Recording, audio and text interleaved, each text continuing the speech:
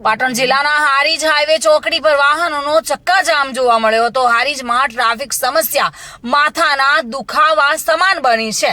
વાહનોની લાંબી કતારો જોવા મળી રહી છે। હાઈવે ચોકડી પર 1 કલાકથી વધુ સમય સુધી ટ્રાફિક જામ થયો હતો। ચોકડી પર સર્કલ ન હોવાને કારણે આડેધડ વાહન ચાલકો ચાલતા ટ્રાફિક જામ થયું હતું। ટ્રાફિક થતા વાહન ચાલકો હેરાન પરેશાન જોવા મળી રહ્યા હતા।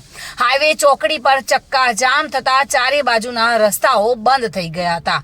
જોકે કલાકો સુધી ટ્રાફિક જામ રહેતા હારીજ ટ્રાફિક પોલીસ સામે અનેક સવાલો ઉઠ્યા છે। વારંવાર આ ટ્રાફિક જામની સમસ્યાઓ સર્જાય છે ત્યારે ટ્રાફિક જામના દ્રશ્યો સામે આવ્યા હતા।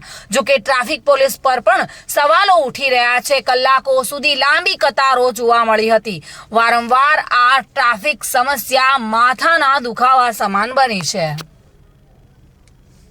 પ્રવીણ યોગી સાથે bureau report, today Gujarati news. દર્શક મિત્રો, ટુડે ગુજરાતી ન્યૂઝનું આ જાગૃતિ અભિયાન સિસ્ટમમાં બદલાવ લાવવાનો એક પ્રયાસ છે। જો આ પ્રયાસ આપને ગમે હોય તો ચેનલને લાઇક, શેર અને સબસ્ક્રાઇબર કરવાનું ભૂલતા નહીં। ગરીબ લોકોને પણ સુખાકારી સુવિધાઓનો હક છે તે આપ પણ સ્વીકારતા હો તો આ વિડીયો શેર જરૂર કરજો।